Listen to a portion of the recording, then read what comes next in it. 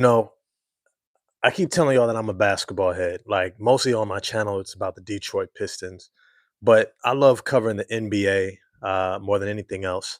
I love the game. I love watching. I love seeing teams grow and develop. And one of the organizations that, even though I wasn't a fan of the actual team, I had mad respect for the Utah Jazz. The Utah Jazz was an organization that was the bane of so many great teams' existence. They were the constant gauntlet that the Portland Trailblazers had to get through to make it to the NBA Finals multiple times. The Los Angeles Lakers had to get through in multiple eras, whether it was Shaq and Kobe or whether it was um,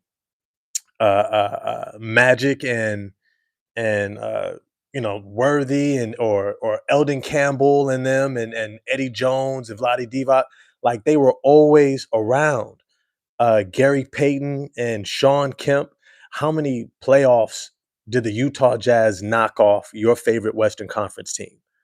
Whether it was the Golden State We Believe roster, whether it was a Houston Rockets with Akeem Olajuwon, like they were just always around because no matter who was playing for them, they had an identity. Jerry Sloan was a major part of it, right? Jerry Sloan was the mastermind, but they had players who fit. They had players who could execute. They had players who could play the style that they wanted to play. Namely, one of the greatest eras that they've ever had was John Stockton, Karl Malone, and guys like Greg Ostertag and Jeff Hornacek and Byron Russell, and it just had guys that fit who they were, and they competed at a high level. And I think somewhere along the lines, people stopped having value for that type of franchise and organization. And I'm not saying even the fans. I think the organizations, the team presidents, maybe it was the ownership group. Who knows? But this video is about something that has irked me for a while. That the Utah Jazz are terrible right now. Terrible. They are losing on purpose. They are tanking year after year. And it's not the players' fault.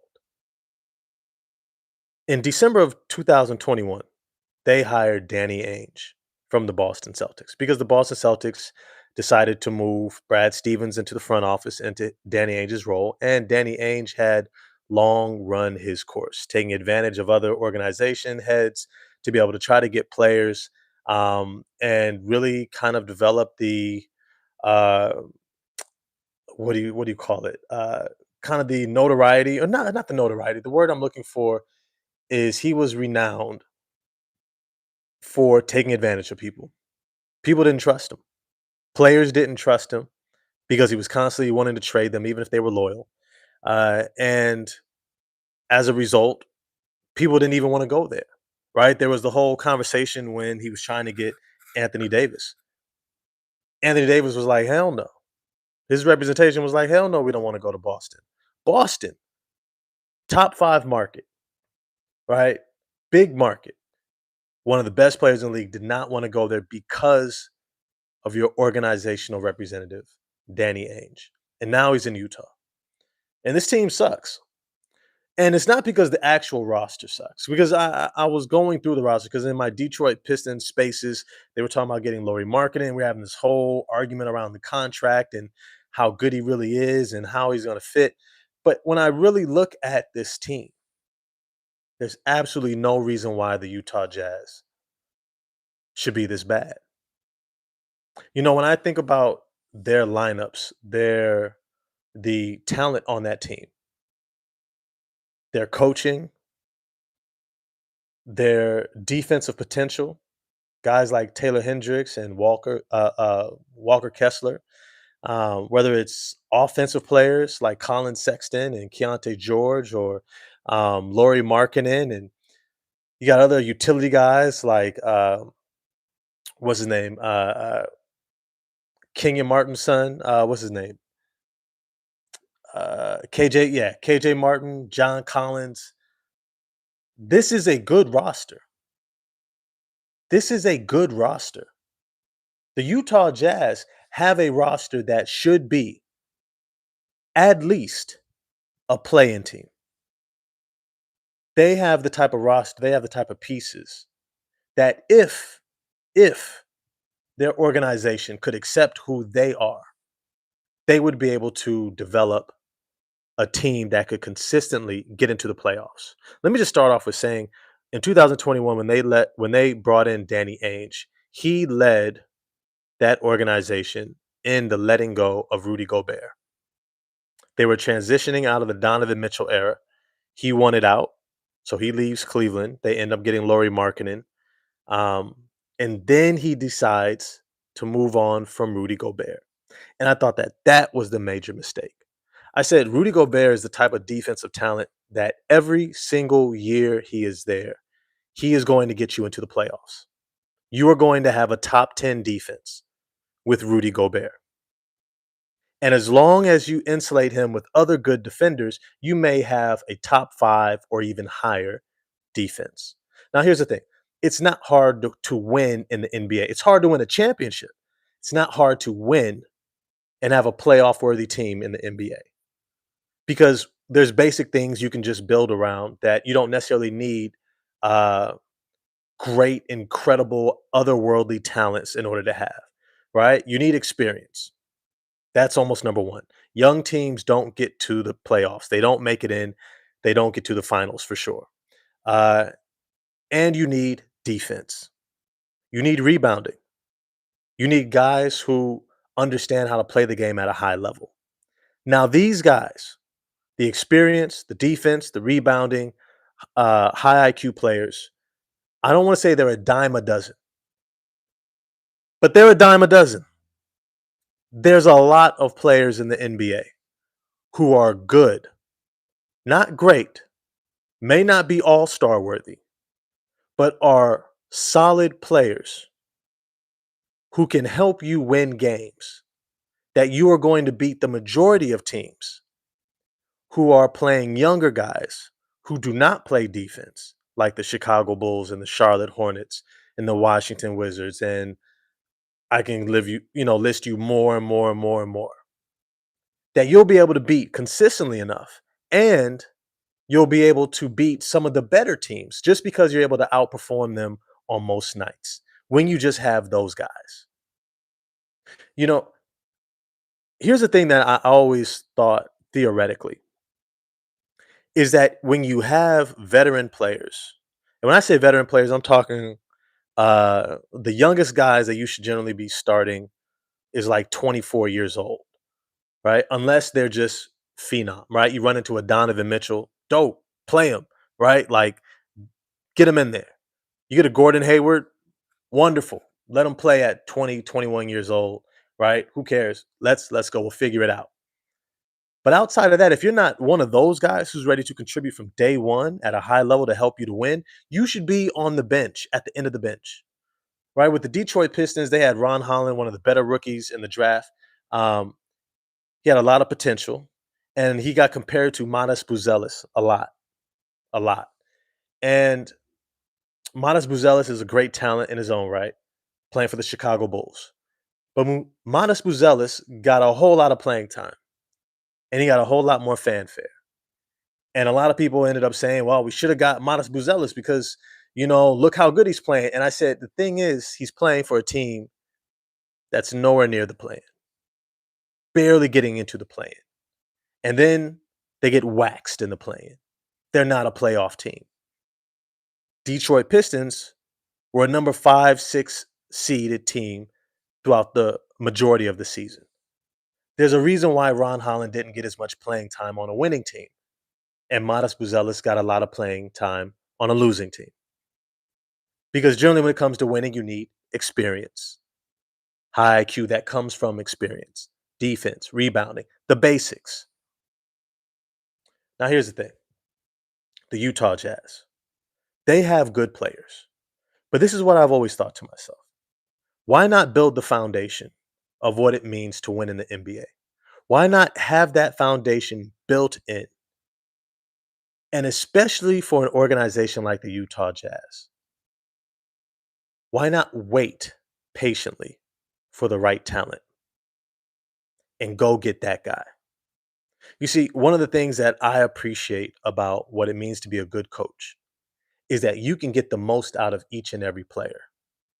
Let's be real, 100% real. The end of the bench guy, the your eighth, ninth, 10th rotation guy could potentially become the MVP of the EuroLeague.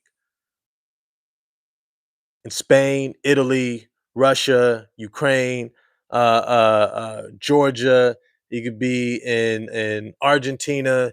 He can be anywhere throughout the world and be a potential MVP of that league. Gary Harris could look like D Wade overseas in his prime, right? Like that's the type of talent is in the NBA. You look at Norman Powell have this breakout season, right? Around 30 years old, having a breakout year. He's had talent for a long time and it was slept on. You look at guys like Quentin Grimes, balled out as soon as he got the opportunity in Dallas and Philadelphia. You look at these guys who are good that maybe a lot of people are like, you know what? I don't know if you're good enough to build our team around. And so we don't want to give you a shot or a chance. These are the guys that the Utah Jazz should be targeting. Not tanking for a superstar, not tanking for AJ DeBonsa. If I'm the NBA, I would rig the draft to make sure that the Utah Jazz never get AJ DeBonsa. They don't deserve him. If you don't have a foundation for winning, why would I give you a potential future cornerstone piece to build the NBA organization head around in a draft? Why would I do that? Why? It makes absolutely no sense. In fact, it's the reason why the draft in itself, I think, is something that personally I would just do away with. I would do away with the draft, and teams would just have to sign someone. They would have to sign a young player outright. Sign them as a rookie coming in out of college, coming in out of the NCAA, and say, we're going to pay you this much. But what it does is it gives players the opportunity to choose where they want to go. Because when you look at guys like, let's say, Zion Williamson, his lack of motivation in New Orleans has largely led to the experience we've all had with him. He's been a player who has not been motivated to get in shape, to play up to his potential. The organization has suffered for it. The fans have suffered for it. The NBA has suffered for it. He was supposed to be the next face. Instead, he's in the news for all the wrong reasons: injuries, court case, baby mama drama, all the stuff. The wrong reasons. Because the structure, we are incentivizing organizations to be bad. You have this whole revenue sharing taking place in the NBA. So teams make money even if their team's not winning. They make an exorbitant amount of money, talking billions of dollars, whether their team is winning or not. Television, national, local, all the stuff, just by being in the NBA. And so when you see an organization like the Utah Jazz tanking in the way that they have, you look at them and say, you know what? It's not the players' fault. I'm not saying Laurie Markkinen is the second coming of Dirk Nowitzki, not at all. But I'm saying you would have gotten far more out of Laurie Markkinen in this era. He's 28 years old already. He is in his prime, and they are wasting away his prime, having him be on everyone's trade block, everyone looking to try to get him off of that team every single year. Golden State Warriors have been trying to get him since forever. Every team seems to see him as a solid piece or component of potential championship run, right? He's not Dirk, but he is, I would say, better than, let's say, Michael Porter Jr., who's the third best offensive player on a championship team, right? He can be a high level player.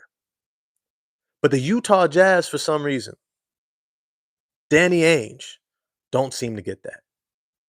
If it was me, I would have kept Rudy Gobert. Rudy Gobert should have been a Utah Jazz player for the rest of his career. He should have been having his jersey retired I think he still will, but he should have been up there with Karl Malone, John Stockton, George Mikan, all time. I think Mikan played for the Utah Jazz or somebody. There was another big man. Who knows? Y'all let me know. Let me get to some of these comments here. Cassio was good, man. I like Will Hardy as a coach. I do too. Reminds me of a younger Spoelstra. Okay, but you got to let him develop his schemes. He showed us his first year. He can be an elite coach in the league.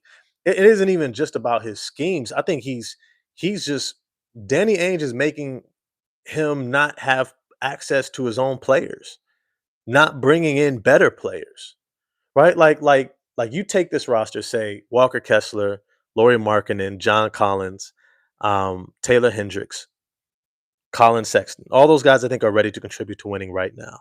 Uh, Say you got Jordan Clarkson there. Yeah, I already said Colin Sexton. And then you look at someone like you bring in Quentin Grimes, guy who's showing he could score over 20 points a game for Philadelphia. Now all of a sudden you got your number two option behind behind Laurie Markkinen and maybe Colin Sexton. Right now you got three guys who can get you 20 plus points a game. It's not sexy. It's not sexy, but it gets you into the playoffs. It gets you into the playoffs. They could have got into the playoffs instead of Memphis. But the thing is, this is what happens sometimes when people struggle to accept themselves and recognize the beauty within themselves. Like this might be a whole more philosophical standpoint when it comes to the game, but honestly, when people accept who they are, they can be their best self, and their best self has far more opportunity to be great than trying to look like somebody else. The Utah Jazz with Danny Ainge right now, Danny Ainge is coming in with the mindset of a big market team. He's coming in thinking he's Boston. And he's coming into Utah to try to make them like Boston. You will never be Boston. You will never be the Lakers. You'll never be the Knicks. You'll never even be Brooklyn. You're not sexy. You're not flashy. You're not attractive like that. You're not the girl who walks down the street and everybody's like, "Ooh, oh." Utah is the woman who walks down the street and the nice guy goes, "That's a nice girl right there."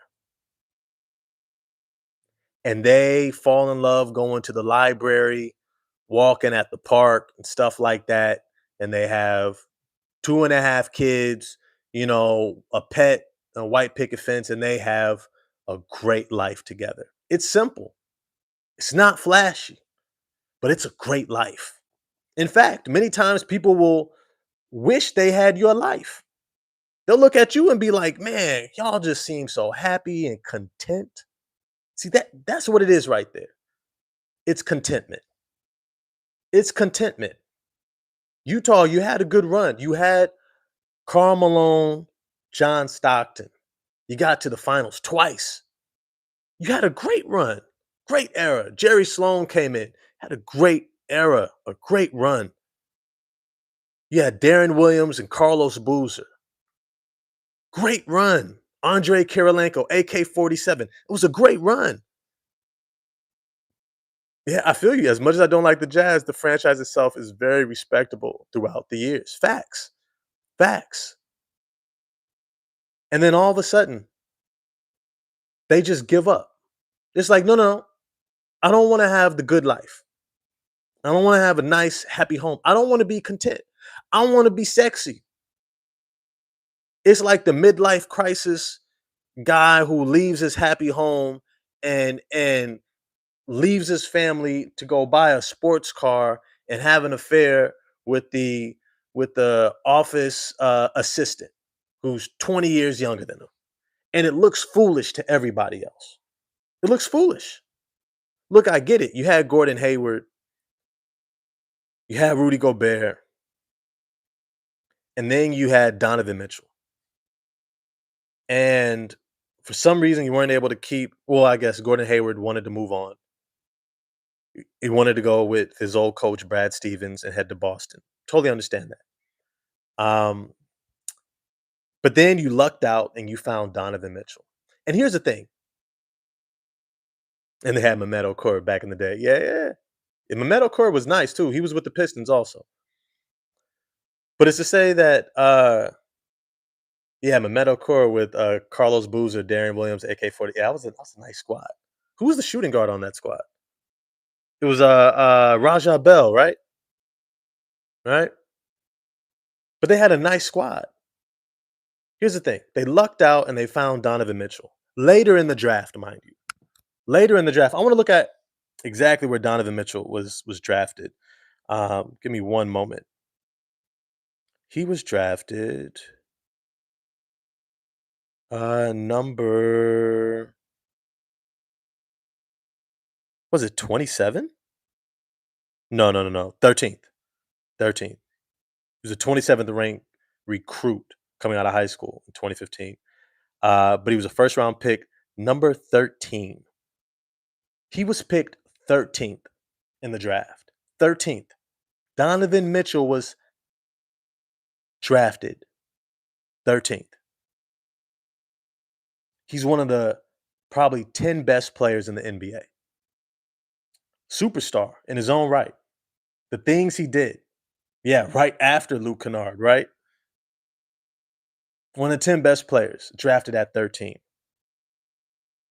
Why, oh why, would the Utah Jazz not think they could find another superstar later in the draft?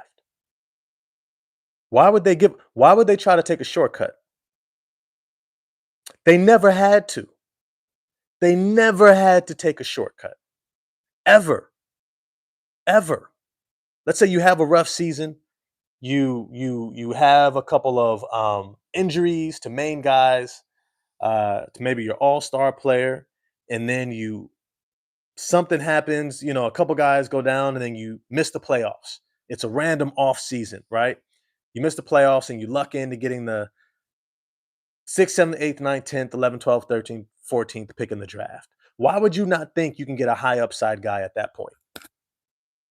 Why would you not think that you could get somebody who could come in and be a difference maker? You see, I keep saying it's not always about being sexy. Jalen Brunson was drafted where? Right? Jalen Brunson leading the Knicks. Where was he drafted? Where was he drafted? Right? Not everybody needs to be picked top 3. Not everybody has to be at the top of the draft. Not every great player comes from the top 1, 2, 3 picks. And that is not what makes the difference every single time. And here's the thing, it's okay. It's okay if you don't end up with that guy. It's okay if that guy beats you in the finals. It's okay. What matters is that your team is consistently successful and is competing. That's what fans want to see. Not this tanking bullshit. It's bullshit. Fans don't deserve it. The players don't deserve it. Let me get to some of these comments because this is an interactive live. Yeah, let me see. Yeah, they thought Donovan couldn't take them to the next level, but looking back, they should have changed the other players. No, it wasn't because Donovan, they didn't think Donovan could take them to the next level. Donovan actually wanted out. Donovan wanted out of Utah. Now, let's be clear. There's a reason why Utah as an organization is not sexy. Because Utah is not a sexy place to live. And let's be clear about this. Let me be clear so we can move into the next kind of portion of this to understand how Utah should potentially move forward. They're not sexy because culturally, what matters for African American players, for black players, is not abundant in Utah. There is not a significant cultural community that is attractive to black athletes. Let me just say that. In general, in mass, when it comes to high leverage players, it's not that attractive. It's not to say it can't be a place where they want to be, But getting an elite player who wants to be there, who chooses to be there, is going to be rough. Is going to be hard. Now, here's the thing. Byron Russell didn't mind being there. Rajah Bell didn't mind being there. Even Karl Malone found a home there, right? Carlos Boozer didn't mind being in Utah. Darren Williams did, right? Paul Millsap. Who can forget? Paul Millsap came in behind the whole Carlos Boozer and Darren Williams, right? He came in as a power forward who was a massive rebounder, right? And really worked on his game and developed. That was another guy, right? Became an all-star, multiple time all-star. Utah is not a sexy place for certain guys. The sexy guys, the all NBA, all-star level players, in majority, are not going to find Utah to be an attractive place because it lacks the cultural space, community that can make a lot of players feel at home and welcome. But there are some players who may not mind. Here's the thing. If the Utah Jazz organization are content with who they are and they focus more on the people who will want to be there or the circumstances they're operating within, they can still make it work. Yeah, Ronnie Brewer. Damn. Derek Fisher and Ronnie Brewer. That was squad. That was squad. Darren Williams. Yeah. Paul Nelson. Damn. It's bringing back memories, man. Ronnie Brewer was nice out of Arkansas. I liked his game a lot. But it's to say, if they could be content with who they are, they would stop chasing to look like something else. Getting rid of Rudy Gobert, bringing in Danny Ainge, if I'm honest with you, was probably the worst move. Bringing in, I'll say, you know who would have been a great exec for them? Would have been, because the Lakers didn't want him. They wanted the other trash agent because he just happened to be Kobe's agent, and they thought he would be a great front office exec. That's a big jump with no experience, but okay, whatever. But what's his name? That was the team president, general manager for the championship run for the LeBron James era in Cleveland, who ended up in New Orleans, right? That was a guy who knows how to work a small market and put things together, get talent that would want to be there, except for they lucked out with Zion. They had to take Zion, but they didn't bring in the veterans around him to make sure that they could rein him in. All that's to say is that's the type of executive that you need to bring into Utah. Now, here's the thing. I think there's a turnaround potential for them, but they're going to have to switch their mindset. They have to switch their mindset. They have to get away from trying to look sexy and getting that guy, the AJ DeBonsa. Stop trying to get Darren Peterson. These aren't the guys you should be going for, right? Because they're not going to want to be there long term. I say every small market franchise, for the most part, from especially for American players, right, who see the landscape of the NBA and the country, and they go, "Man, what would it be like to live in LA? What would it be like to live in Chicago? What would it be like to live in New York, man? You have the opportunities, you got the city, the big lights. I want to live in Miami, right? And you're Utah. Now I get it. I get it. You should probably change the name away from Jazz. That should have been New Orleans. I don't know why y'all took that name, but either way, whatever it is, call yourself the Mountaineers or something like that. All this to say is that if Utah could just accept that they are a franchise that not everybody's going to want to be there and focus on the guys who do want to be there, they would recognize that there's a lot more of those guys who do want to be there than the guys who don't. And if you spent your energy trying to get the guys who do, you could be competitive for a long time. And I can almost have the same conversation with Charlotte, same conversation with Washington. Even though Washington is a more attractive place, I would say Charlotte's a more attractive place to be also for players, the organization. But that's another video for another time. This team is a lot better than what they've been able to show. Danny Ainge, I think, is at the core of the issue for them. They have a good coach. They have a really, really good coach. I like Hardy a lot. But they need to give him players who want to be there, who can contribute at a high level right now. Quentin Grimes would be the perfect offseason acquisition for them. Perfect. Perfect. Absolutely perfect. You know what's another prototype of a player that would be perfect for them? International players. Why international players? Because if you're coming from Finland, if you're coming from Sweden, if you're coming from England. You don't mind the cold. You don't mind a different type of cultural environment, right? You don't mind being there because you're probably not going to stay there in the off season. In the off season, you're probably going to be like Nikola Jokic and go back to your home. And you can make a home there in Utah as much as possible throughout the season, and you're going to be fine. You're not looking for Juneteenth festival. You're not looking for Taste of Chicago. You're not looking for Friday Night Lights type of action in the city. Where you go to a dope club and nighttime scene, and you see yourself y'all out there fitted to the nines, and you're out there with a nice car and people chilling, and you got it's a certain vibe that black people come with. Let's be clear. We like music, we like to dance, we like to move, we like to be colorful in our community, we like to be open and accepting, we like people to be able to be a part of our environment and celebrate with us. We don't like spaces where we don't feel like we belong there or we're allowed to be ourselves there. Utah, let's be clear, is not the type of space that you walk into and you just think, "Oh, I could just be all of me." It's a Mormon town, let's be clear. And Mormons, they have a particular history when it comes to black people. I mean, like literally, they used to think that we were demons back in the day. That's just literature, history. All to say is that you got things like racism. You got discrimination. You got stereotype. You got police officers who pull you over for driving while black. People don't like that. People don't like that stuff. They don't even like the vibe and the energy of it because we've experienced it for too long. If you know that that's your organization, if you know that that's what you're dealing with, yeah, I would create more cultural spaces, be more inclusive.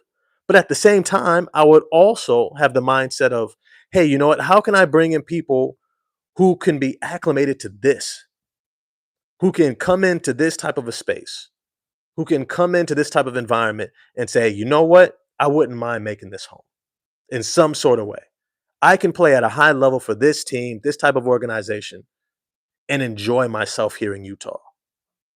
Salt Lake Mormons, yeah, something. I think Mountaineers because they got beautiful mountains there. They got really beautiful nature stuff there. Um, that's what they should be calling themselves. Mountaineers, something in nature like something like that. Yeah, Troy Weaver is better than Danny Ainge, yeah, because he realized tanking all the way might be better than half. I mean, no, no. Troy Weaver, he was in a different situation, getting rid of Blake Griffin. They literally hit a reset. Blake Griffin could not play anymore, right? Andre Drummond was not. Reggie Jackson was having injuries, right? That whole team got hurt. They had to do a hard reset, right? Utah never had to do a hard reset, and they already have the talent to be competitive right now.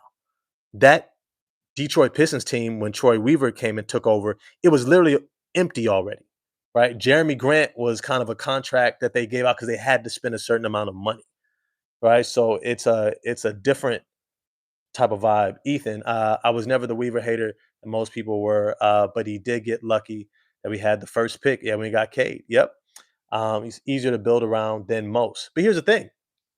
To be honest, I've seen teams build around lesser talents. Remember, the Toronto Raptors won for a long time with Kyle Lowry and DeMar DeRozan. For a long time. Got out, they went and got guys like Serge Ibaka, right? Jonas Valanciunas, right? They went out and got guys who could fill in roles. Anthony Parker and stuff like that, right? They went out and got guys and did the best, and they built winning teams around lesser talents. Let's remember, DeRozan had multiple All-Stars as a Toronto Raptor. So did Kyle Lowry as a Raptor. And then when they had an opportunity, went for Kawhi Leonard. But the fan base was built around the winning done before the championship. The fan base didn't get there after they won a championship. Same thing with Utah.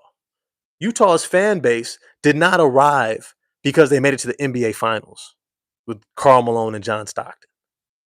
They were fans all along because of how competitive they consistently were.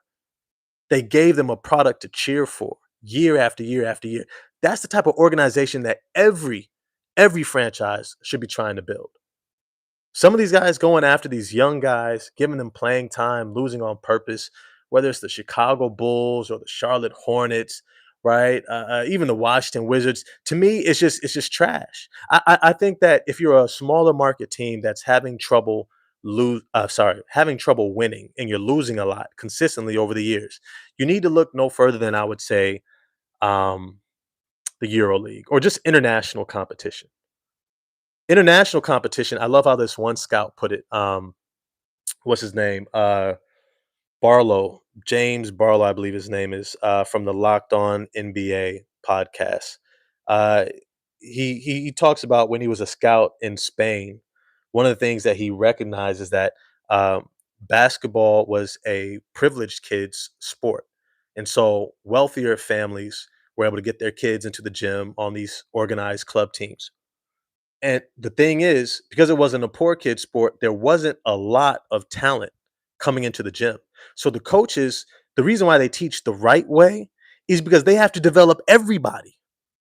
They have to develop everybody. The kid that sucks, TJ McConnell's got to be good in international play, right? He's got to be good for you because you may not have a bunch of crazy talented guys who come. And when I say crazy talented, I'm talking about incredible athletes. That's what I'm talking about. I'm talking about the incredible athlete. I'm talking about the guy who jumps out the gym, 40-inch vertical, can outrun everyone down the court, right? The guy who's just speedy. Like, those guys are hard to find. And when those guys do arise, they usually bounce to the NBA, right? Because that league is centered around that level of talent. But when you watch them build those teams, they build those teams around guys who are ready to contribute to winning right now, right now. And so it weeds out a lot of these younger guys. It weeds out a lot of guys who are not ready to contribute, which only speaks that more towards the young guys who are on those teams.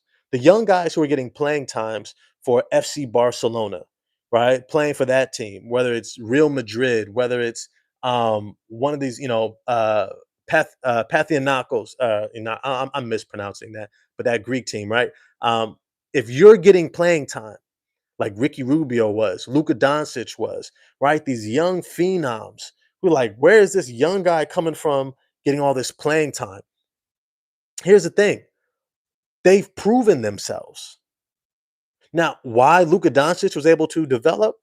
Because he's a special talent with great confidence, but it wasn't based around his physical tools, his physical exceptionalism to be able to be given an opportunity.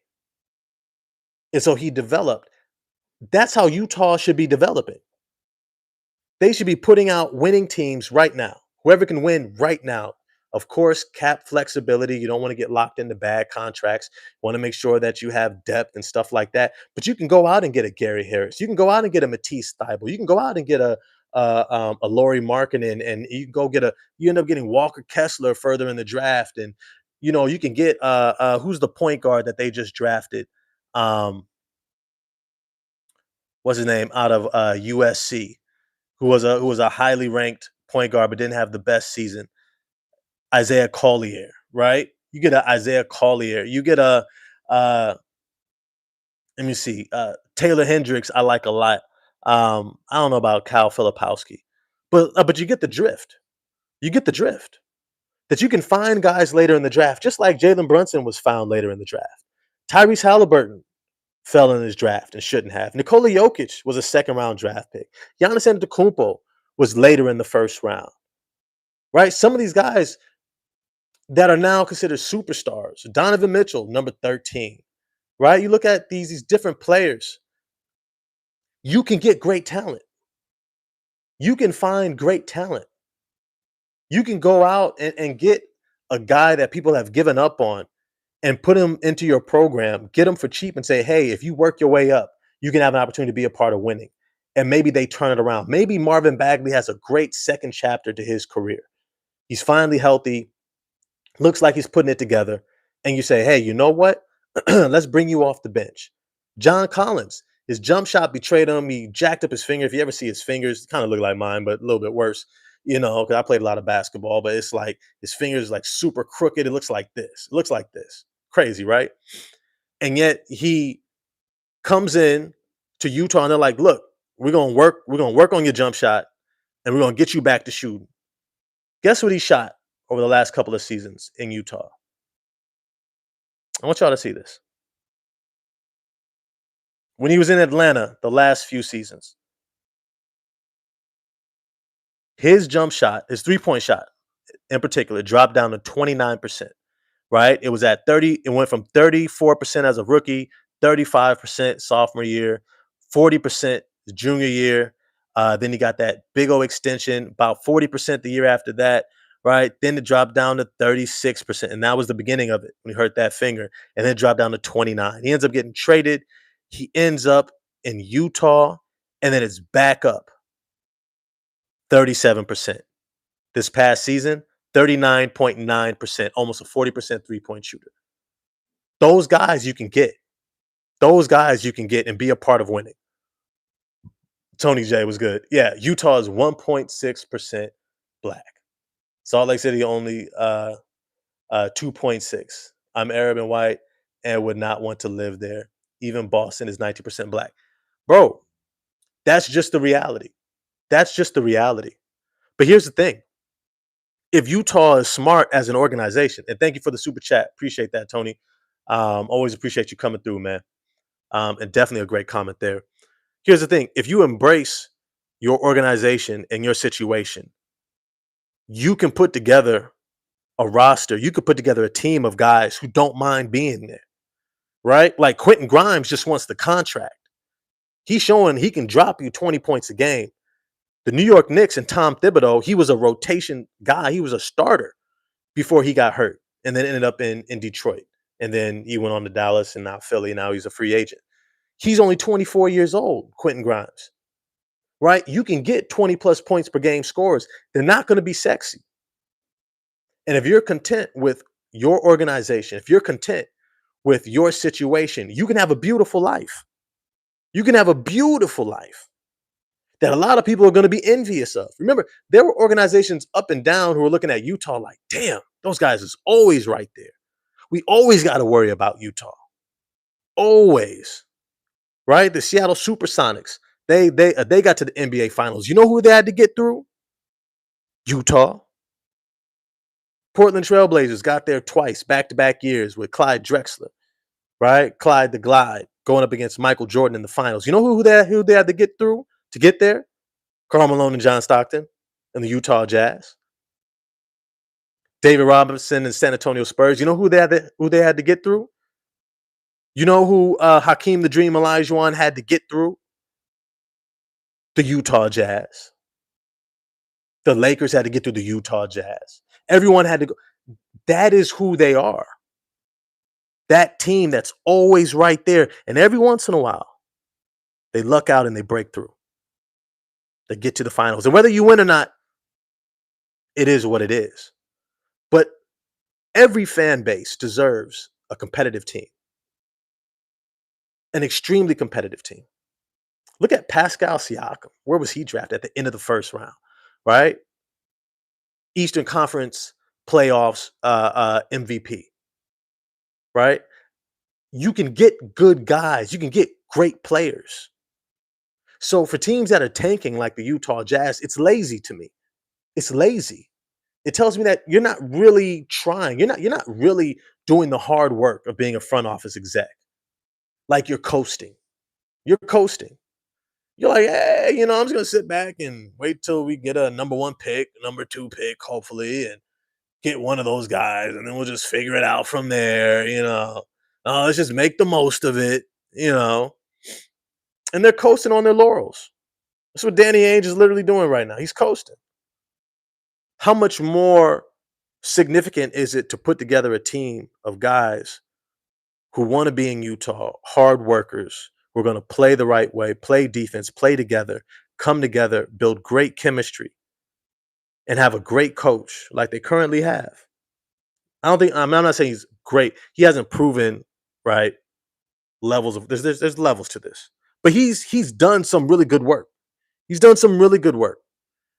He's shown that he can coach his butt off and make the most of the talent that he has. Why aren't you giving him talent? Why aren't you giving him talent? Why aren't you going out there and figuring out guys who can fill in and fit in? Guys who can play a significant role for you. Guys who can come in and be a part of winning right now. You don't need to be sexy. Utah, Danny Ainge.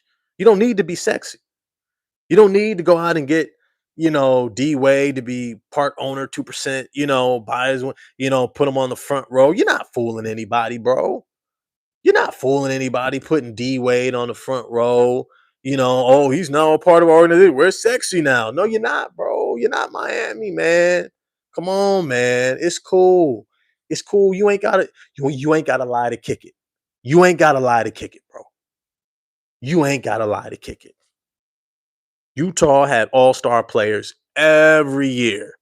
Darren Williams and Carlos Boozer, Andre Karolinko, first team all defense, Paul Millsap, Gordon Hayward, right? Donovan Mitchell, Rudy Gobert. Like, you guys have always had all stars, consecutive all stars, consistently all stars.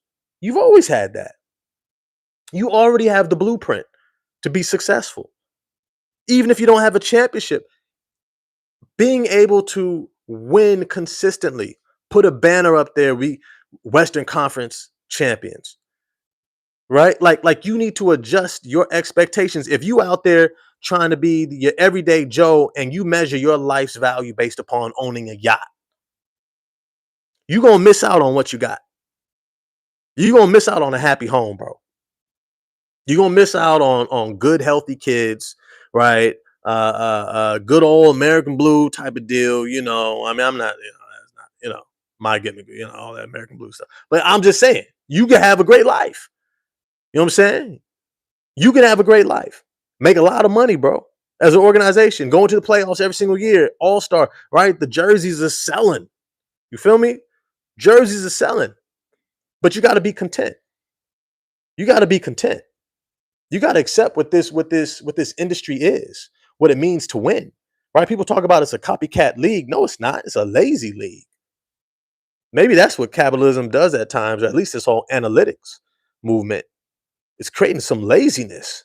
You think that basketball is just a algorithmic formula, and you could just sit back and just be like, "Well, we're going to punch in the numbers, and we're going to lose enough, and then the numbers say analytically we should eventually get something that allows us to hopefully get to where we can maybe be." Yeah, just ask Philly how that worked out with the process. Still waiting to break through. Just ask New Orleans how it worked out with their number one pick. They've been in the playoffs zero times with that number one pick. Zion has never played a playoff game. Can y'all believe that? Ever, ever in his career. It's crazy. What's good, Ethan? What's good, leading lines? It's good to see you, bro. Off topic, my man Ethan. Let me see. But every time someone brings up AK-47, I think about the Sports Illustrated article that came out talking about how his wife let him sleep with somebody else once a year. It makes me laugh. I'm gonna be honest, man. People got more open, unique relationships than people probably talk about. I'm gonna be real, man. People think back in the day, everything was all this nice little cuddly, people just sitting at home happy and me and the missus type of deal. And they acting like folks wasn't getting their freak on doing whatever, and sometimes when you travel and you're an international superstar athlete, it's gonna get thrown at you. You're gonna have opportunities. I think people get caught up in this idea of the sanctity of marriage and what that's supposed to look like. I think what really makes the marriage work is two people making it work, not judging each other for how they express themselves or what they're needing or what they're desiring, experiencing, but saying like, look, hey, let's work together. Look, let's be on the same page. If you got this itch, communicate, right? Be safe. Right? Don't try to hide. Don't do it behind my back. Don't do it in a way that comes back and it's thrown in my face. You're out there on a front page or something like that, wilding out. Right? Don't be sloppy. Don't be messy. But you can do you, and I'm gonna do me. That's how marriages actually end up being successful. You let each other do what they need to do, but you communicate openly and you do so in a way that's respectful of the relationship. If that's what he's doing, hey, kudos to him. And I'll be honest, there's probably more relationships out there, especially in sports and media and entertainment, where that's happening more than you would realize. Let me see. Yeah, he was a good ball player. He was really good. But that's the first thing I think about. Everybody can do what they want. I just thought it was weird to be so open about it. Well, I mean, it's honestly throughout the world, it's more weird this pious sanctity of two people exclusive uh excuse me, having this uh, monogamous relationship. That's actually more weird throughout the world, right? If you're that rich, if you're that wealthy, you'd probably have two, three wives, right? You'd have, and not just for your like sexual needs that you may or may not have, but it's to say like you have the ability to expand your family. I know we're getting a little bit off topic, but just something I like to talk about too. That if you're wealthy, you have the ability to expand your family. That's a good thing to expand your family. It's not bad, right? I'm not mad at that practice. But I think the idea of this pious, monogamous, uh, exclusive type relationship for a lifetime and trying to act like that's normal, I think that's more weird throughout the world in terms of just human history and all that stuff. People have experiences. We out here judging it and acting like it's supposed to look like it's fit into this little box, and it never has and it never will. So that's more weird to me. Tony J, what's good? I think once a year would be harder to maintain than monogamy or completely poly or open. You know, I'll put it to you like this: the best way to do it is to just find someone who fits you. Be upfront. Look, if you're like somebody like, hey, I might be interested in other people at other times. It don't mean that I don't want to be with you and I'm not committed to you, stuff like that. And you're just upfront. You would be shocked. You would be shocked how many people are down. They are not tripping like that. What they are tripping about is the lying, betrayal of trust. Not that you got needs, not that you have different experiences. It's that you're not being honest. You're not being honest. That's what crushes relationships. Be honest, be open, have a conversation with your partner. If that's what you want, that's what you really want. Here's the thing, be careful what you wish for. Let me just put it that way. Be careful what you wish for. You might end up in more drama with who you now messing with, and you wasting a whole bunch of money and your bread and butter at home. You're not buttering that toast anymore, and you mess around and mess up a good situation. That's also where people mess around because and I think it's because it's not normalized. People don't know how to do it right. They don't know how to do it well because you're sneaking around. You don't do it well. It's just like kids and alcohol, right? Let's get back to ball. Okay, I got you. I appreciate that. Appreciate that. Reel me in. Reel me in. I'm gonna bring it back around. Watch this. Watch this. Watch this. Young kids, right? The reason why they get in trouble with alcohol is because we don't really talk to them about it and show them how to do it right and responsible. Enjoy a drink, have a good time without getting wasted and alcohol poisoning and drunk driving and stuff like that. And so they end up having to experience it the hard way, right? Yeah, it was your fault. Appreciate that. But in other cultures where they don't have an age limit for kids to be able to have access to alcohol, they tend to have more exposure to it at younger ages. And as a result, they tend to have more boundaries and understandings of how to use it responsibly. And so when they get older, they're less prone to the bullshit. Here's the thing when it comes to, and I'm gonna bring it full circle, NBA and basketball. People who know what they're doing know what they're doing. People who know how to win know how to win. People who know how to have a good time, enjoy themselves. Contentment is at the foundation of it. Being content. If you're not content, let me just be real. If you're not content in your life with where you are right now, you will never find contentment in whatever you attain or get afterwards. If you don't look, I've been poor before, growing up, struggle. I get that, right? I'm not saying be broke and lights can't turn on and stuff like that. I'm talking about your life and what you have, having your needs met, enjoying your friends, your family, your community, your career, your gifts, your talents, whatever you're growing in life. If you're not content with that, you're never going to be content, even if you improve that. The Utah Jazz are in the same situation. They stopped being content, and that's why they suck right now. Because they wanted to go out and buy a Maserati and get sexy. Maybe it was getting a Donovan Mitchell type of talent. Maybe it was the progression and getting a Gordon Hayward talent, which was like right under superstar. It was like star player, but you knew he couldn't be your. He's not exactly going to be your Kobe, but he could be more of a Scotty. You know what I mean? And then they got Donovan Mitchell, and they were like, "Oh shit, maybe we can find another Donovan Mitchell." And so they were willing to tank to try to get another Donovan Mitchell. The reality is they're hard to find. Um, well, I'll put it this way: they weren't any harder to find than your process of finding them in the first place. Sometimes you luck out and you find them, sometimes you don't. But if you chase what other people have, would you chase what maybe has left you and gone on? You're not gonna have the contentment to continue to build around what is best for you, Utah. And what is best for you is to focus on the guys who want to be there. And the sad part is you already have guys that do. You already have a team that is good, that wants to be a part of that franchise. You've got Walker Kessler, and you're shopping him around every single year. Instead of investing in him, you're shopping him around. You got Laurie Markkinen in his prime. You got him locked in for the foreseeable future.